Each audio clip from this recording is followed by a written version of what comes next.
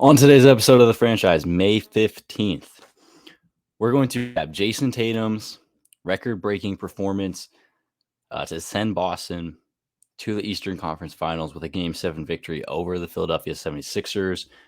What are the Sixers going to do in the offseason to take this team over the hump and get to the conference finals and to the NBA Finals with James Harden's potential impending free agency, Morant suspended once again by the Memphis Grizzlies and potentially for the entire 2023-2024 NBA season. Monty Williams, Suns head coach, fired, and MLB Power Rankings that we do every single Monday. Before we get into the episode, you can watch or listen to the franchise on YouTube, Spotify, Apple Podcasts, Amazon Music. You can find additional content on Twitter, TikTok, and Instagram.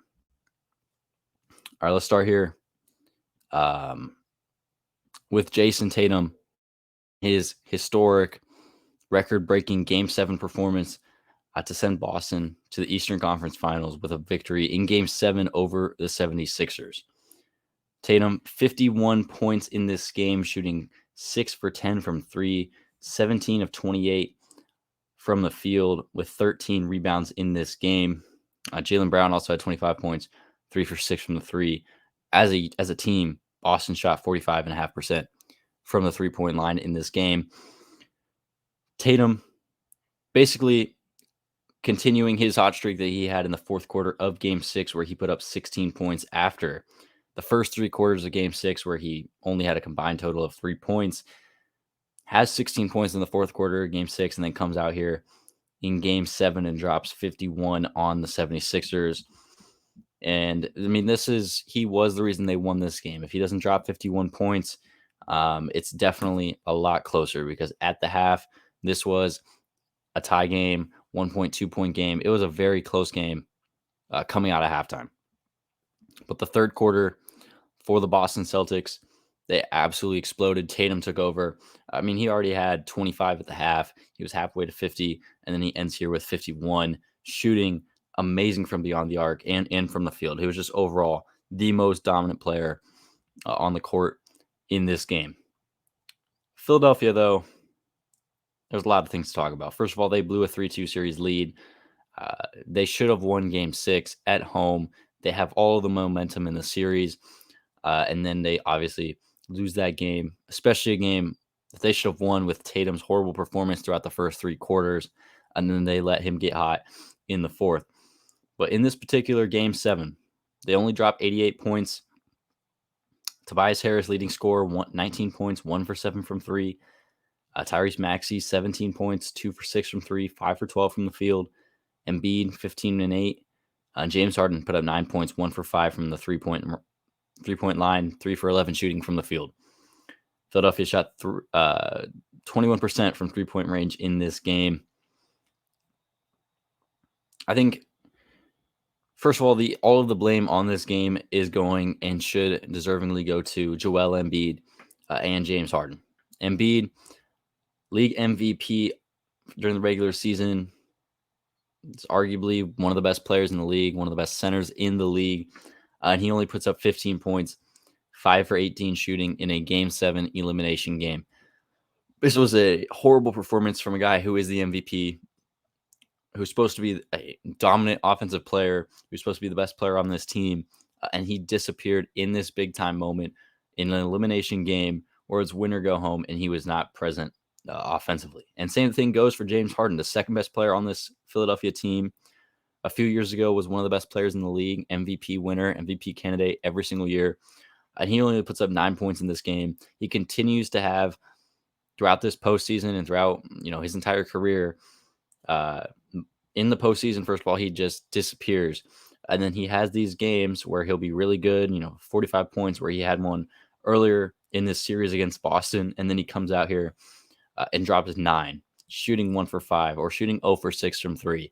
Harden has been very inconsistent throughout this postseason series. And those two, Embiid and Harden, are the reason that Philadelphia lost this game. It is not Doc Rivers 10 in Game 7 eliminations. And it is not at the fault of Tobias Harris, Tyrese Maxey, PJ Tucker, and the rest of the supporting cast for the Sixers. Like Joel Embiid is trying to blame it. He's trying to say it's not just him and James Harden out there. There's 5 other guys on the court, 13 other guys on the roster. They are not the reason that they lost the game. It's all on the fault of Joel Embiid and James Harden not showing up in the most important game of the season. And for an MVP and for a superstar, one of the greatest 75 players in NBA history to not show up in the biggest game of their season for them is very, very disappointing to see. And what will the Sixers do in the offseason, right? Because there's a lot of things to look at here. First of all, James Harden is on a player option. He will opt out of his player option and become a free agent this offseason. I think you can basically bet on that, especially with the rumors that have been circulating since the start of the season that he has real interest in returning to the Houston Rockets in the offseason. And I mean, Woj said it today that Harden is extremely interested in returning to Houston. So throughout the entire season, you've heard the noise that Harden could potentially go back to the Rockets. And now that one day after losing in the second round of the playoffs, we are hearing that he's extremely interested in returning to the Rockets. And I mean, it is definitely a real possibility. I think he either returns to the 76ers or he goes to Houston. There's no other place that makes sense for James Harden. I mean, right now, maybe there will be a team once we get closer to free agency that makes more sense for him to go play for the next 3-4 seasons. But it's either Philly or it's Houston. And Houston is a very enticing situation. They have tons of cap space this offseason. They have Jalen Green. They have Jabari Smith. They have a vacant head coaching position, which you could fill with a guy maybe like Monty Williams, Mike Budenholzer, Frank Vogel. There's a lot of head coaching candidates out there. Kenny Atkinson, assistant coach of the Warriors right now. There's a lot of candidates out there to fill that role in Houston. And then they also have the potential to get the number 1 overall pick in the NBA draft, which would land them Victor Wembanyama, the best draft prospect since LeBron James, and might even be a better prospect than LeBron James coming out of high school / college. I mean, Victor Wembanyama, I don't think we've talked about him much here on the program. He is one of the greatest basketball talents, basketball prospects this game has ever seen. 7'6", forward, center from France, can shoot, can play make, can ball handle, can play great defense. He's an all-around player, and he's 7'6". Never seen anything like that before. And he will go number 1 overall. No matter who has that pick, what team it is, he's going number 1. So Houston not only has the potential to add him to a roster that has Jalen Green and Jabari Smith and other nice young players, but they also have the potential to bring back James Harden. I know there's talk of Jaylen Brown wanting to have his own team, and Houston would not be a bad spot for Jaylen Brown to go. And even if the Rockets don't get the number 1 overall pick and they get 2 or 3, they have the potential to get Brandon Miller from Alabama or Scoot Henderson from the G League. There's a lot of players in this year's NBA draft that Houston could potentially add. And if they get James Harden in the offseason, the Rockets, I mean, if they get, one of these great young draft prospects and the right head coach, Houston is definitely a real possibility for James Harden. And if back to Philadelphia, if they lose James Harden in the offseason, he goes to the Rockets, what are they going to do to fill that void? Right? I know he's been a very inconsistent player throughout his time in Philly. He's been really good or really bad, hasn't shown up in these big games like in Game 6. But you still have to replace that void of offensive scoring. Tobias Harris has 2 years left on his deal. Tyrese Maxey is going to need a extension very, very soon. You don't have many ways to improve this roster except for getting James Harden back, unless you try and do a sign and trade. But then what team is going to want to take on James Harden? So Philly has a lot of questions this offseason. I don't think they'll fire Doc Rivers. I would be surprised if they did. And I don't really think they should right now. I think next year, if you don't make it to the Eastern Conference Finals, you don't make it to the finals, you have another disappointing season, then I think you move on from Doc Rivers. But that's only his second year there in Philadelphia as their coach. I think they keep him. But I mean, these coaches' leashes are very, very short right now. And this will transition over to Monty Williams, which we'll talk about right now. We talked about this last week when the Suns got eliminated by the Nuggets in the playoffs. I said, look, Monty Williams, he's definitely has the potential to get fired. I don't think he should get fired, but he was fired. He was fired over the weekend.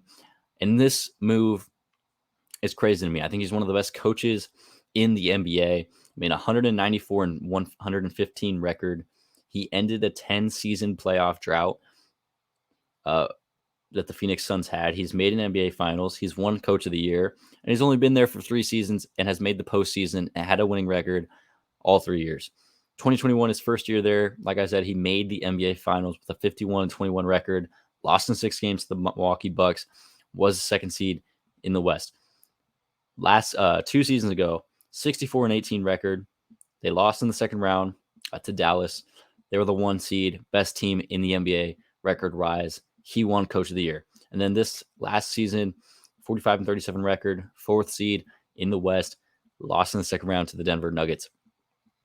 The loss to the Nuggets is not at the fault of Monty Williams, in my opinion, right? It is, you have pieces outside of Kevin Durant and Devin Booker. And you saw it in this series when Chris Paul went out in Game 3 and never played again in the series, and when DeAndre Ayton left Game 5 and didn't play in Game 6. When you trade all of your depth and all of your offensive and defensive versatility for Kevin Durant, which you do that trade every single time. I'm not saying that the Suns shouldn't have done that trade because he elevated their ceiling by making this move. But when you lose Chris in a series where you already are at a lack of depth and talent outside of Kevin Durant and Devin Booker, and then obviously Chris Paul and Ayton, outside of those 4 guys, you have nothing. Torrey Craig, Terrence Ross, TJ Warren, Landry Shamet, Cam Payne. You're asking those guys and guys that are even worse than that to step up in these big postseason moments, in these big time games, to make shots, to be there defensively, to play make. You're asking those guys to fill some very big shoes for the Phoenix Suns. So I don't think they should have fired him. I think their offseason approach, which it very well still probably is, I would have kept Monty Williams 1 more season at least, right? I think if you're to rate him on the hot seat, he's probably at a 5 or a 6 entering next season, depending on how they play. But the Suns, I mean, they need to move on from Chris Paul entering his age 39 season. You need to move on from DeAndre Ayton. This guy has no desire to play in Phoenix. He doesn't look like he even wants to really be out there on the court, period. So you need to move on from him for any assets you can get. And you need to build around Kevin Durant and Devin Booker and get playmaking, shooting, a defensive presence in the paint. You need more depth around those guys. And I mean, you saw it in this series against a team like Denver, who has the most depth and the best bench in the league. So Monty Williams firing, to me, makes no sense. He's only been there for 3 years, had a winning record each season, and the Suns have been one of the best teams in the league over the last 3 years. And I think now head coaches in the NBA have probably the shortest leash they've ever had. Right? The last, 4 out of the last 5 coaches to make the finals or something like that have already been fired. Right? Frank Vogel, 2020 champion with the Lakers, he was fired. Mike Budenholzer, champion with the Bucks in 21, fired. Monty Williams, runner-up in 2021, fired. Nick Nurse, the 2019 NBA champion with the Raptors, he was fired. The only one that's left is Steve Kerr of the Warriors.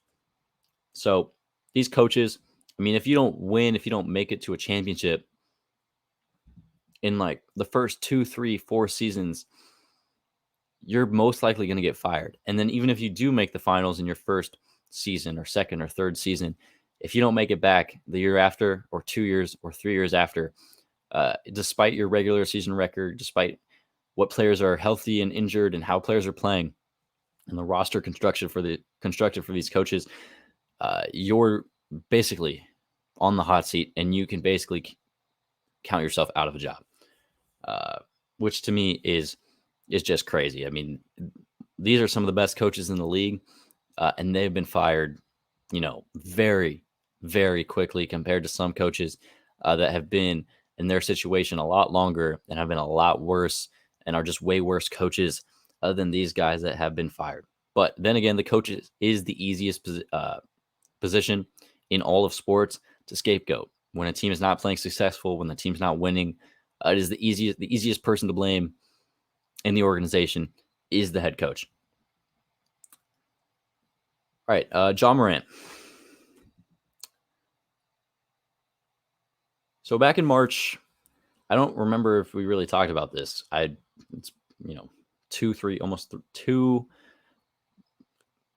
3 months ago. Ja Morant suspended from the Memphis Grizzlies for, I think it was 8 games. He was suspended indefinitely. It only became 8 games for being intoxicated in a nightclub while flexing a gun. I think it was on like Instagram Live. Suspended for 8 games. Talked to Adam Silver. And then he came on ESPN and he said he understands what he has to lose and he needs to be more responsible for his actions and be a role model for fans and kids and understand that he's one of the best players in the league.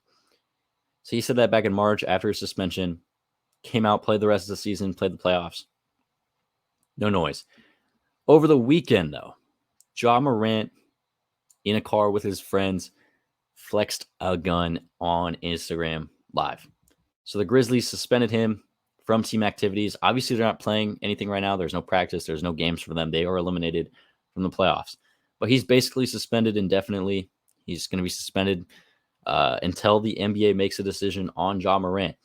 And the way it sounds, he could potentially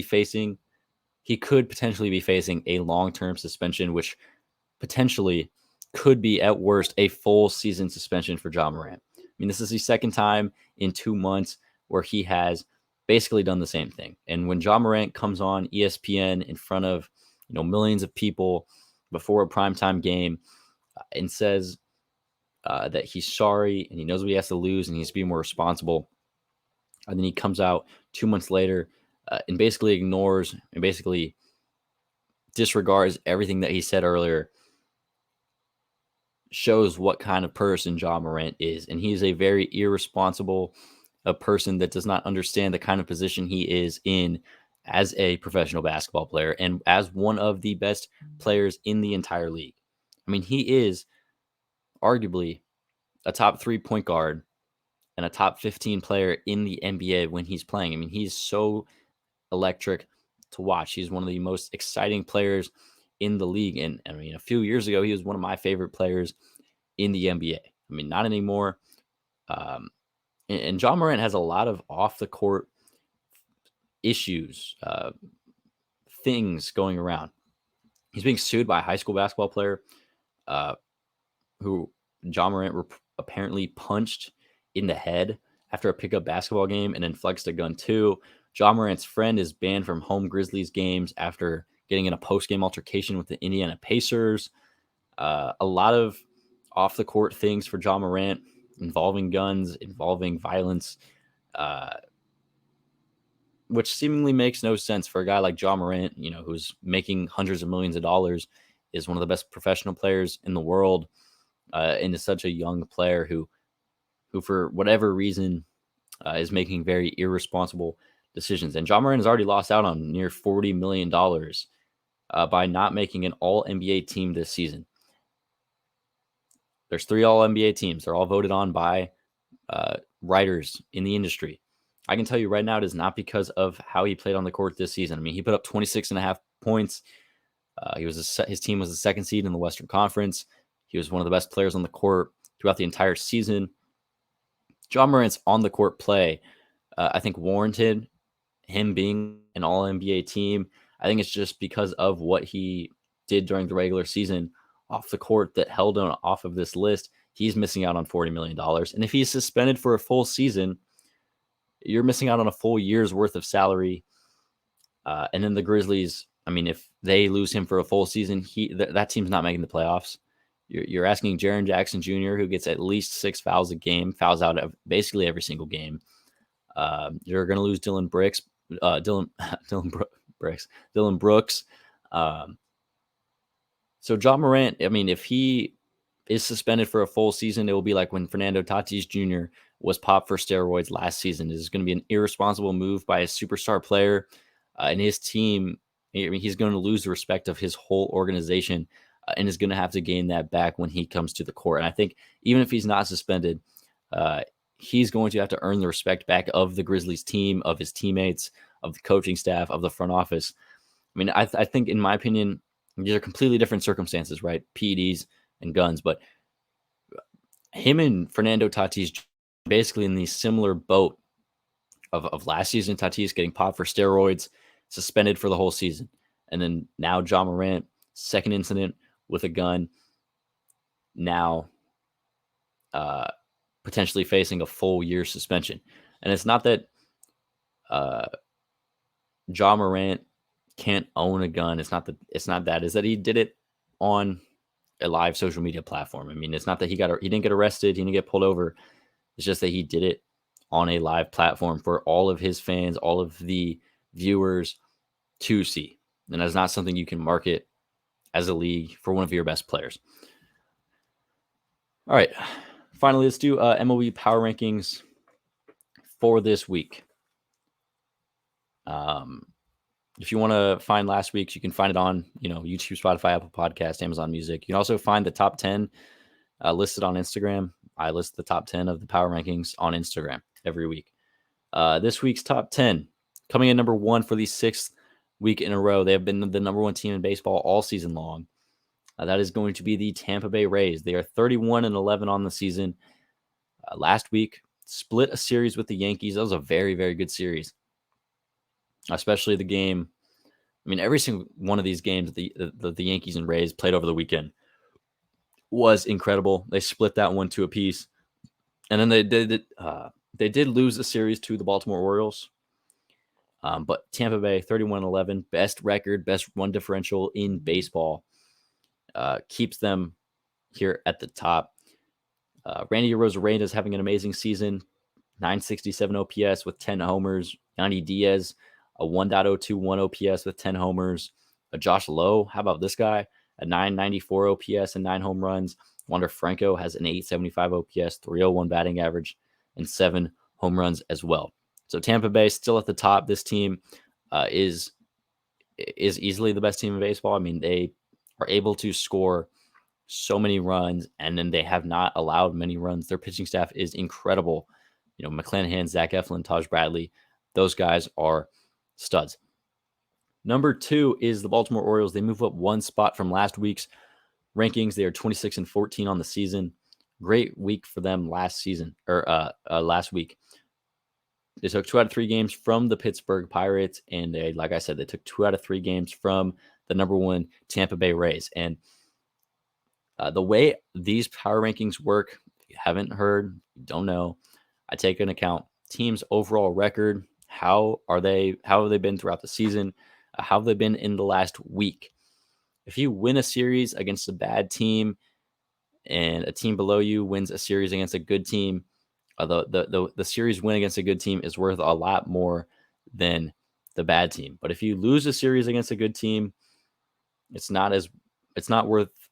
doesn't hurt you as much as if you lose a series against the worst team like the Oakland A's. So it's all about balance. And the Orioles had a great week last week, taking down the Tampa Bay Rays, winning that series, and then obviously winning a series against the Pirates. 2 series wins last week for the Orioles.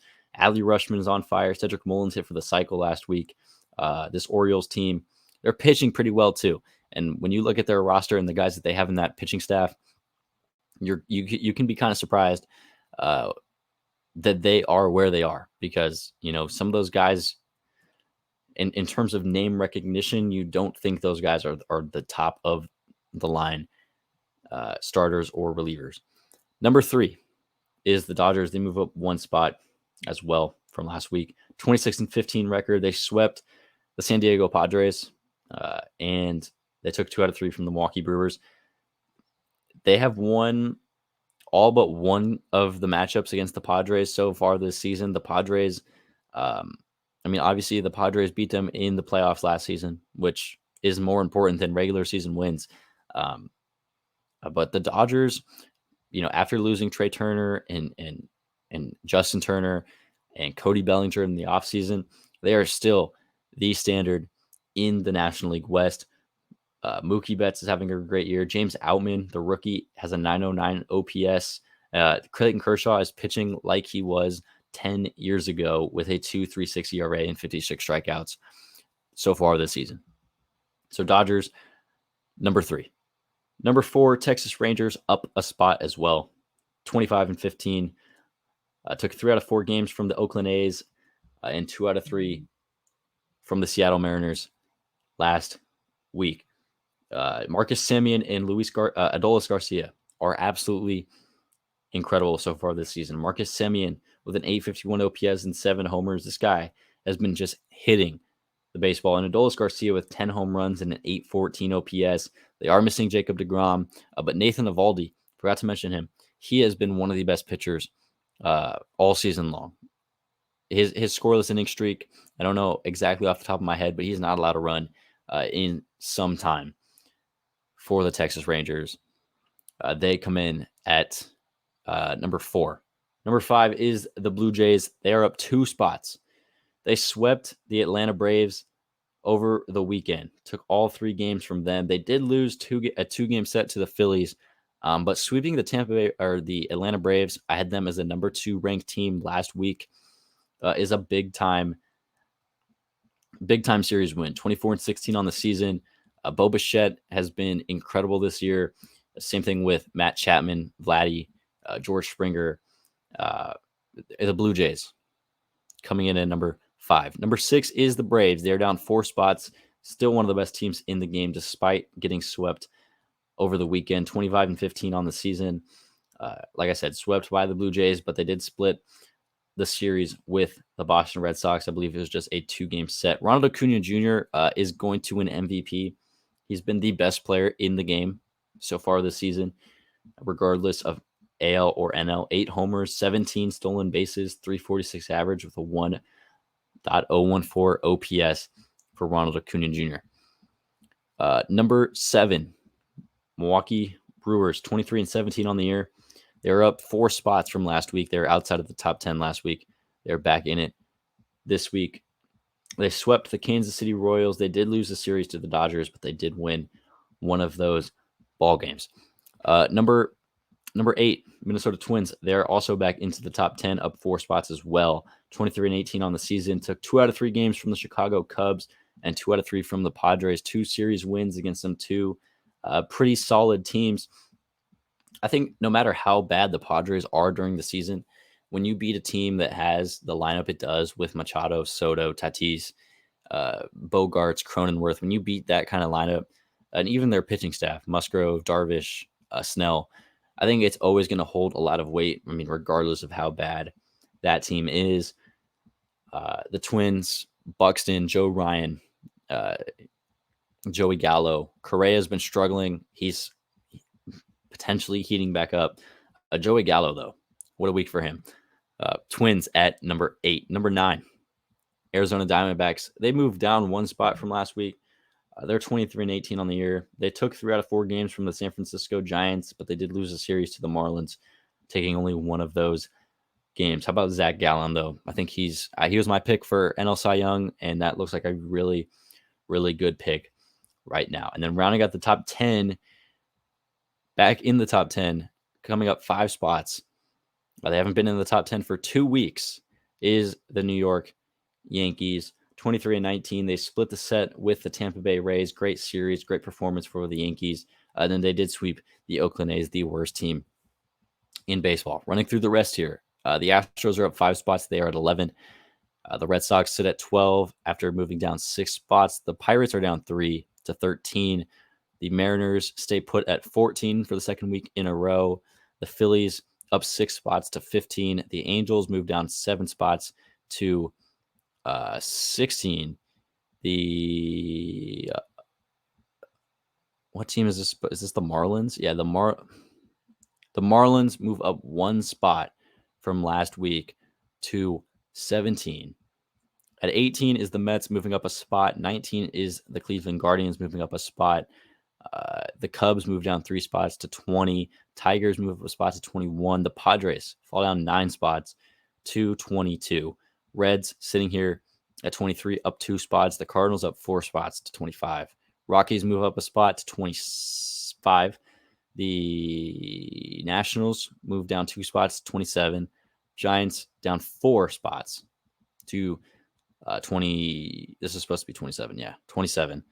The White Sox at 28 move down a spot. 29 is the Royals for the second week in a row. And for the 5th straight week is the Oakland A's sitting at number 30, the worst team in baseball. I think they're on pace for 33 wins this season and a negative 600 run differential, which would be the worst in the history of Major League Baseball. All right, that's going to do it for this episode of The Franchise. Tomorrow, NBA Draft Lottery. We're going to preview that of things to go over there with who's going to win the Victor Wembanyama sweepstakes. I think also previewing the Western Conference Finals between the Nuggets and the Lakers. And I'm going to rank every single NFL starting quarterback. So you're going to see my top 10 starting quarterbacks in the NFL on tomorrow's episode of The Franchise. As always, YouTube, Spotify, Apple Podcasts, Amazon Music. You can find the Twitter, TikTok, Instagram. There's also, I always forget that I have a website, thefranchisepodcast.net. Need to start writing some articles over there. Going to have one on Shohei Ohtani, which I'm going to start right after this uploads. We'll be back tomorrow with another episode of The Franchise. Thank you so much for tuning in, and see you guys